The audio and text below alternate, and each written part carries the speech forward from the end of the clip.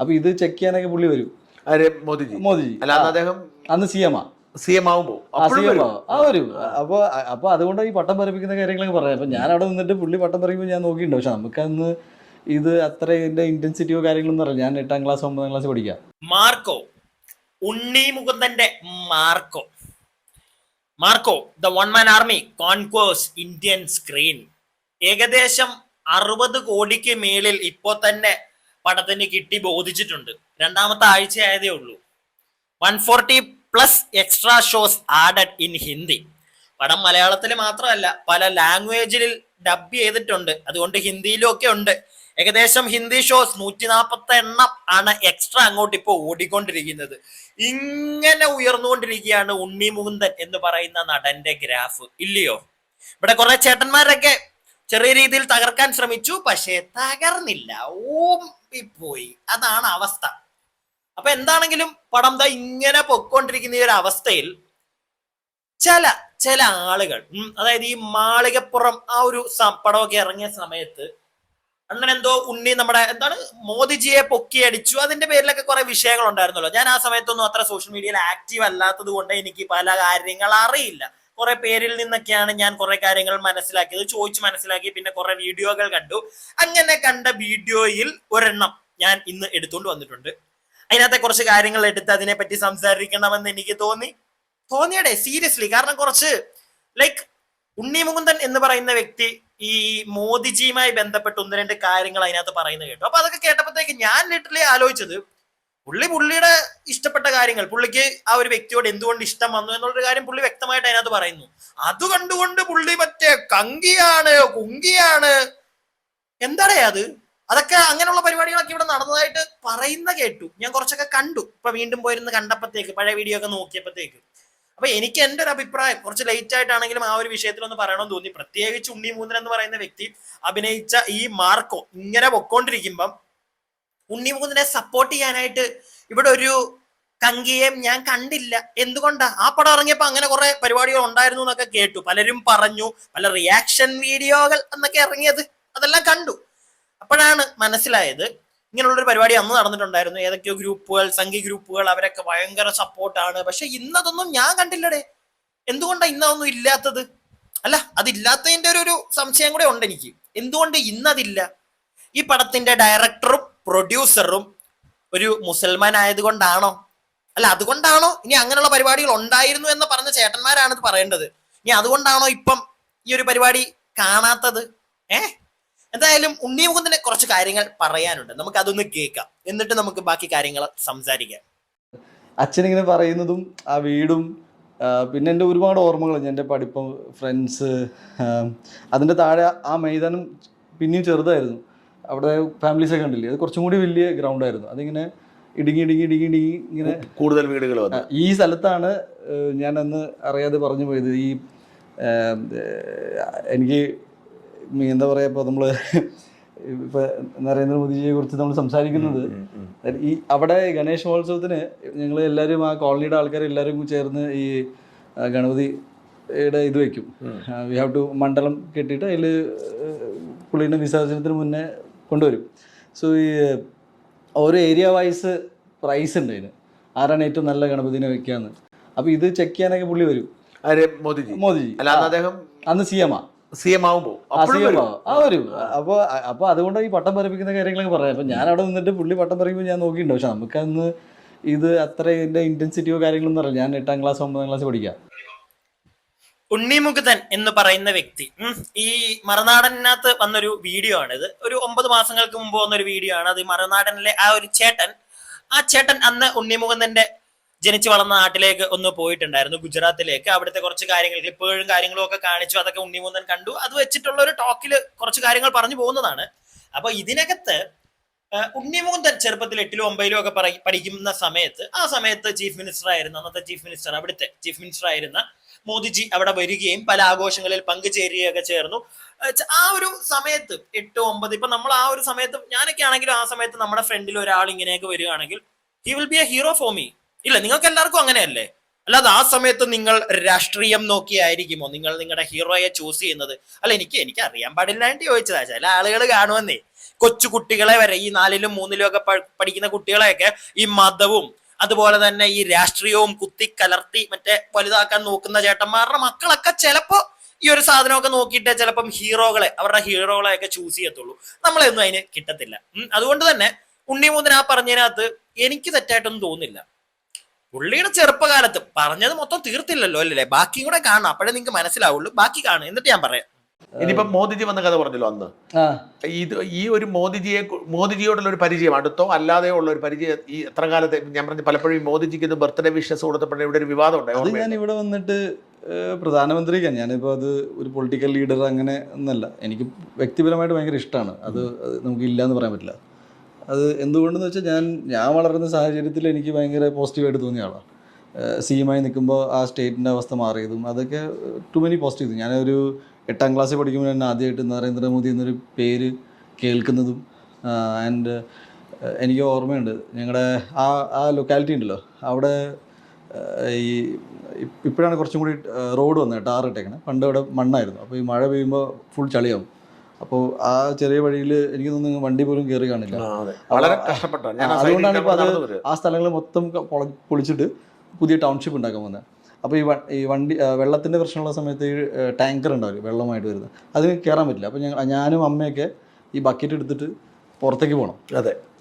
അപ്പോൾ ഞങ്ങൾ കുട്ടികൾ ചേർന്ന് ഒരു കത്ത് CMൻ്റെ ഓഫീസിൽ കത്ത് അയച്ചിട്ടുണ്ട്, ഇങ്ങനെ ബുദ്ധിമുട്ടുണ്ടെന്ന്.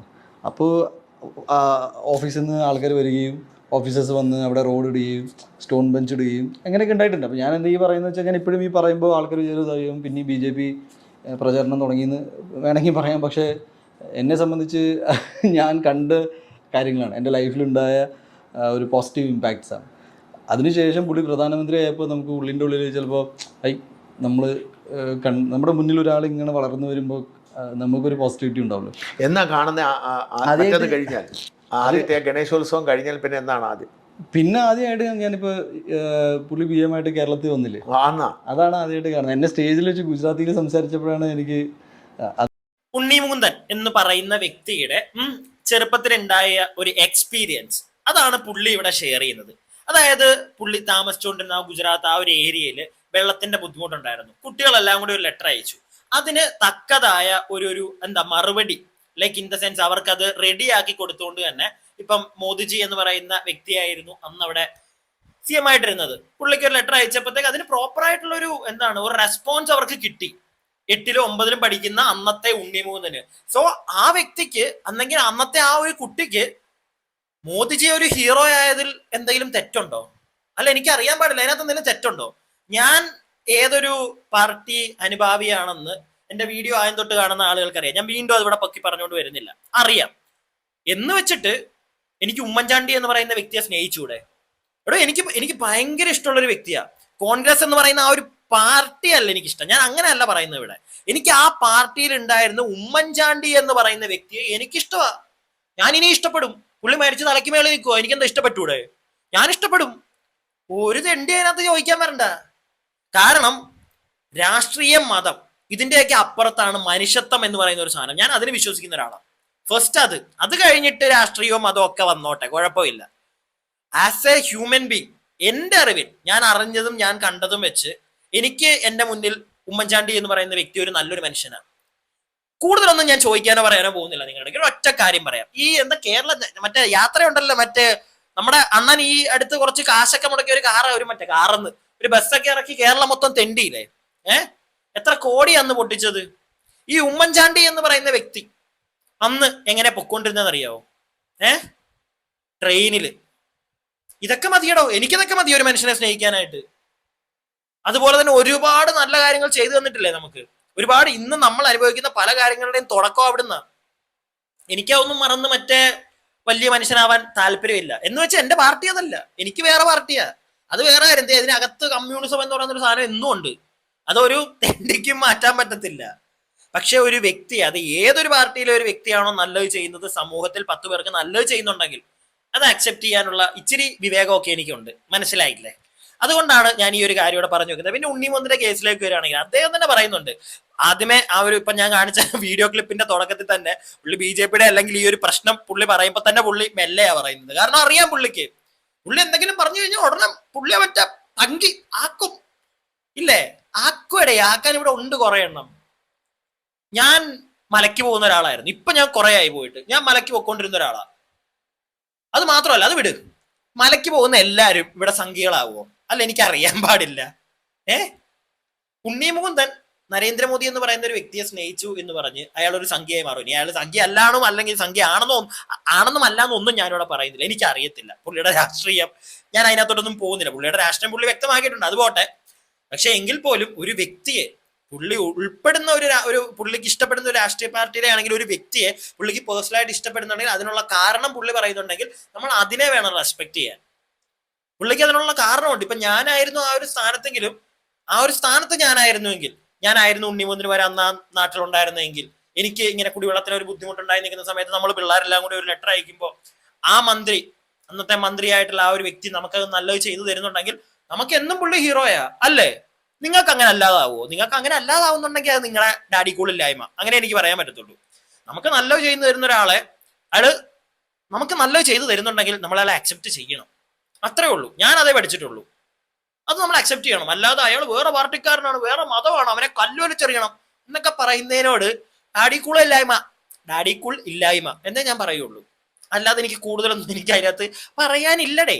ഇത് എന്റെ അഭിപ്രായം. ഞാൻ എന്റെ അഭിപ്രായം പറഞ്ഞതേ ഉള്ളൂ. ഞാനിവിടെ ഒരു വ്യക്തിയെ ഞാനിവിടെ പൊക്കി പിടിക്കാനോ സപ്പോർട്ട് ചെയ്യാനോ ഒരു പാർട്ടിയോ രാഷ്ട്രീയോ ഒന്നുമില്ല. എന്റെ ഏറ്റവും വലിയ സുഹൃത്ത്, എന്റെ ഏറ്റവും നല്ലൊരു സുഹൃത്ത് ഖത്തറില, മുസ്ലിമാ. എന്തെങ്കിലും കുഴപ്പമുണ്ടോ?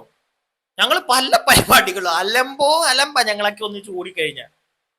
അപ്പൊ ഞങ്ങള് രാഷ്ട്രീയവും മതമൊന്നും നോക്കാറില്ലടേ. ഞങ്ങൾ പൊളിക്കും. വേറൊരു കൂട്ടുകാരൻ ക്രിസ്ത്യാനിയാ, ഞാൻ ഹിന്ദുവാ. എന്തെങ്കിലും പ്രശ്നമുണ്ടോ? ഇവിടെ കമ്മി കുമ്മി ഗിങ്കി ഒക്കെ വരുമോ ഇനി? അല്ല, അറിയാൻ പാടില്ലായിട്ട് ചോദിക്കുക.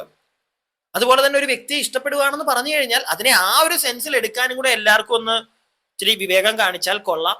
ഇതെനിക്കൊന്ന് പറയണം തോന്നി. ഈ ഒരു പടത്തിന്റെ ആഘോഷം ഇങ്ങനെ മാർക്കോ ഗും പിന്നെ ഞാൻ പറഞ്ഞു വന്നത് വേറൊന്നും കൊണ്ടല്ല, ഇപ്പൊ ആരും കാണുന്നില്ല. ഇനി അഥവാ സംഖ്യയൊക്കെ ഉണ്ടായിരുന്നെങ്കിൽ ഇപ്പം ഒരു ഗ്രൂപ്പിലോ ഒന്നും ഷെയർ ചെയ്യണ്ടേ ചേട്ടന്മാർക്ക്?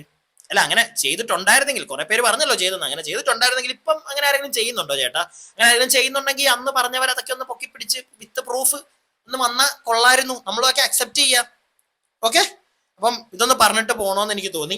ഞാൻ അന്ന് റിയാക്ഷൻ പരിപാടികൾ ഇല്ലാത്തതുകൊണ്ട് നമ്മൾ അത് ചെയ്തിട്ടില്ല. എൻ്റെ അഭിപ്രായം ഞാൻ ഇവിടെ പറയുന്നു. നിങ്ങൾക്ക് ഇഷ്ടപ്പെട്ടെങ്കിൽ ലൈക്ക് ചെയ്യുക, സബ്സ്ക്രൈബ് ചെയ്യാതെ കാണുന്നവർ സബ്സ്ക്രൈബ് ഒക്കെ അങ്ങോട്ട് ചെയ്യുക. ഓക്കെ, അപ്പം വേറൊരു കാര്യം കൂടെ, ഉണ്ണിമുകുന്ദൻ എന്ന് പറയുന്ന വ്യക്തി മോനെ ഇങ്ങനെ പൊക്കൊണ്ടിരിക്കുക. പോട്ടെ അണ്ണൻ വേറെ ലെവലിൽ പോട്ടെ. നല്ല രീതിയിൽ കഷ്ടപ്പെടുന്നവര് മേപ്പോട്ട് എത്തണം. അണ്ണൻ നല്ല രീതിയിൽ കഷ്ടപ്പെടുന്നുണ്ടെന്ന് വർഷങ്ങളായിട്ട് ഇവിടെ തെളിഞ്ഞുകൊണ്ടിരിക്കുക. പുള്ളി ചെല്ലട്ടെ. അതിനകത്ത് രാഷ്ട്രീയം അതും കോപ്പൊന്നും എടുത്ത് കലർത്താതെ നല്ല പടമാണെങ്കിൽ അങ്ങോട്ട് അക്സെപ്റ്റ് ചെയ്ത് കൈയടിച്ച് കയറ്റി വിടുക. ഒരുപാട് പേര്, പുള്ളിയെ മാത്രമല്ലടേ, ഒരുപാട് പേര് അതിനകത്ത് കഷ്ടപ്പെട്ടിട്ടില്ലേ? ഒരുപാട് പേരുടെ കഷ്ടപ്പാടുണ്ട്. അവർക്കൊക്കെ എന്തെങ്കിലും കുറച്ചും കൂടെ ഒക്കെ പൈസ നമ്മുടെ ഈ ഒരു നമ്മൾ പോയി കാണുന്നതുകൊണ്ട്, നമ്മളും എന്റർടൈൻ ആവുന്നതുകൊണ്ട് അവർക്ക് ആ പൈസ കിട്ടുന്നുണ്ടെങ്കിൽ കിട്ടട്ടെ. അത്രേ എനിക്ക് പറയാനുള്ളൂ. ഒരു സിനിമയും ഇല്ലാതെ ആക്കാൻ എനിക്ക് താല്പര്യമില്ല.